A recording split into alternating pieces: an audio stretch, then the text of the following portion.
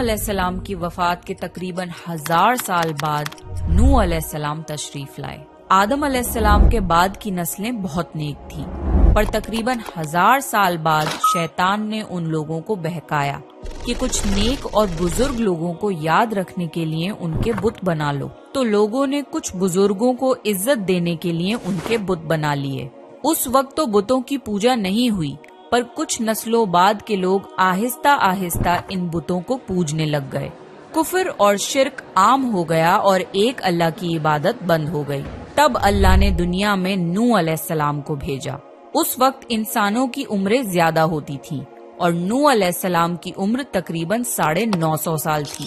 نوح علیہ السلام نے لوگوں کو اللہ کی طرف دعوت دی۔ سورہ نوح میں اللہ فرماتا ہے، یقیناً ہم نے نوح کو ان کی قوم کی طرف بھیجا کہ اپنی قوم کو ڈراؤ اور خبردار کر دو، اس سے پہلے کہ ان کے پاس دردناک عذاب آئے۔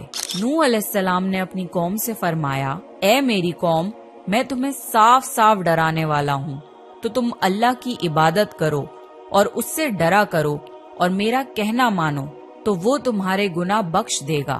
نوح علیہ السلام تبلیغ کے سلسلے میں بہت محنت کرتے تھے، دن رات لوگوں کے گھروں اور اجتماعات میں جا کر انہیں دعوت دیتے تھے۔ نوح علیہ السلام لوگوں کو پرائیویٹلی اور پبلکلی سمجھاتے، یہاں تک کہ انہیں یہ کرتے کرتے 950 سال گزر گئے، پر صرف چند لوگوں کے سوا کوئی ایمان نہیں لایا۔ نوح علیہ السلام کی قوم ان کا مذاق بناتی تھی اور کہتی تھی کہ اگر تم سچے ہو تو جس عذاب کا تم ہم سے وعدہ کرتے ہو اس کو لے آؤ۔ نوح علیہ السلام کی قوم سال در سال برائی میں آگے بڑھتی گئی اور نوح علیہ السلام کو پریشان کرتی رہی، اور کوئی ایمان نہ لایا، صرف کچھ لوگوں کو چھوڑ کر۔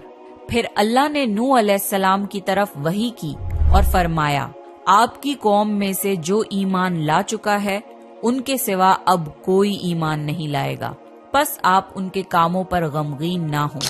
پھر جب اللہ نے وحی کر دی اور انہیں بتا دیا کہ اب کوئی ایمان نہیں لائے گا، تو وہ نا امید ہو گئے اور اپنی قوم کے لیے بد دعا کی کہ اے میرے پروردگار، تو کسی منکر کو روح زمین میں زندہ نہ چھوڑ اور مومن مرد اور عورتوں